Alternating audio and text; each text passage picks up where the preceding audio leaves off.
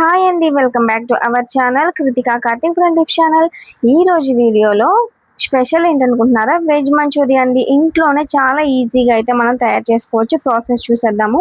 ఒక గిన్నె తీసుకొని ఒక కప్పు వరకు సన్నగా తరిగిన క్యాబేజీ తురుము, ఒక హాఫ్ కప్పు వరకు క్యారెట్ తురుము వేసుకొని, ఒక పావు కప్పు వరకు మైదా, ఒక పావు కప్పు వరకు కార్న్ఫ్లోర్ అయితే వేసుకున్నాను.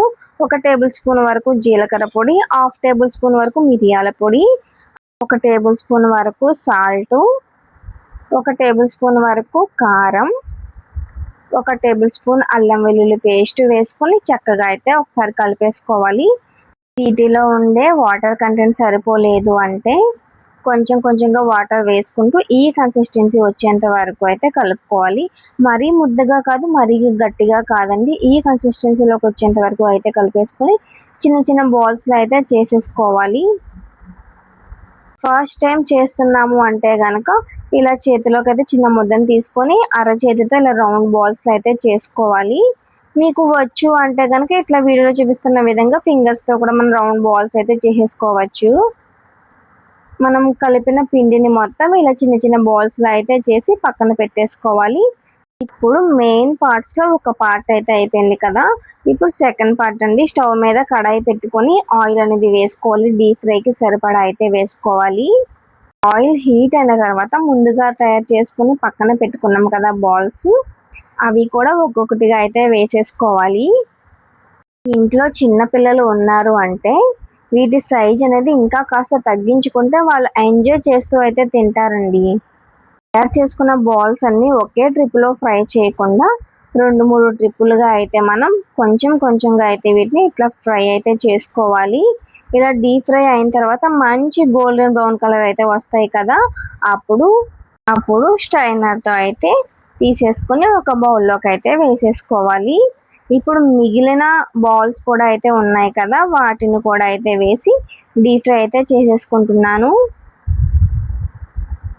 ఈ మంచూరియాలో సెకండ్ పార్ట్ అనేది మనకి కంప్లీట్ అయిపోతుంది. అదేంటనుకుంటున్నారా, వీటిని ఫ్రై చేయడమేనండి. ఇవి ఫ్రై అయింది అంటే మనకి ప్రాసెస్ ఇంకా 5 మినిట్స్లో అయితే కంప్లీట్గా అయితే రెడీ అయిపోతుంది. మరీ డీప్ ఫ్రై అయితే చేయకూడదండి. ఈ లైట్ గోల్డెన్ బ్రౌన్ కలర్ వస్తే సరిపోతుంది.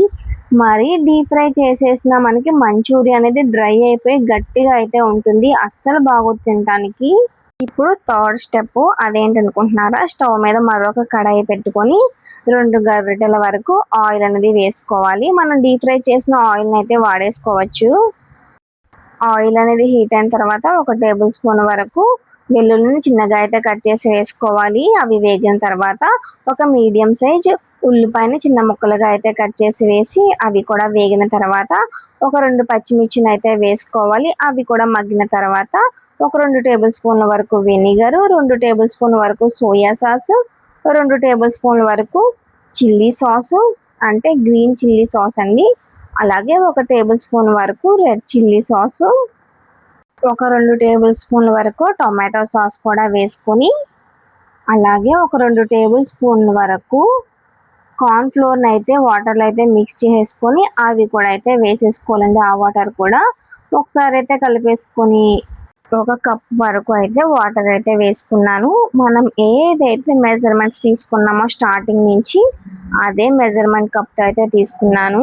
ఒక హాఫ్ టేబుల్ స్పూన్ వరకు అయితే సాల్ట్ అనేది వేసుకొని ఈ వాటర్ కాస్త మరిగిన తర్వాత ముందుగా రెడీ చేసుకున్న బాల్స్ కూడా అయితే వేసేసుకొని చక్కగా అయితే కలిపేసుకోవాలి. ఒక 2 మినిట్స్ హై ఫ్లేమ్లో అయితే వీటిని అయితే మరగనివ్వాలండి. ఫాస్ట్ ఫుడ్ ఏదైనా సరే హై ఫ్లేమ్లో వండితేనే దాని రుచి అనేది బాగుంటుంది. ఎందుకంటే స్మోకీ ఫ్లేవర్తో అయితే టేస్ట్ అనేది డబుల్ అవుతుంది. ఇప్పుడు ఫైనల్గా స్ప్రింగ్ ఆనియన్స్ అలాగే కొత్తిమీర అయితే వేసి ఒకసారి అయితే కలిపేసుకున్నాను. అంతే అండి, ప్రాసెస్ అయితే చాలా ఈజీగా అయితే ఉంది కదా. మీకు కనుక ఈ ప్రాసెస్ నచ్చితే ఒక్కసారి ట్రై చేయండి. ట్రై చేసి ఎలా వచ్చిందో టేస్ట్ అనేది కామెంట్లో అయితే చెప్పండి. వీడియో నచ్చితే తప్పకుండా లైక్ చేయండి, మన ఛానల్ని సబ్స్క్రైబ్ చేయండి. సబ్స్క్రైబ్ చేసిన వారు బెల్ ఐకాన్ని తప్పకుండా క్లిక్ చేయండి. Thank you for watching for more videos. అలాగే ఈ వీడియోకి లైక్ కొట్టిన వారందరికీ థ్యాంక్ యూ.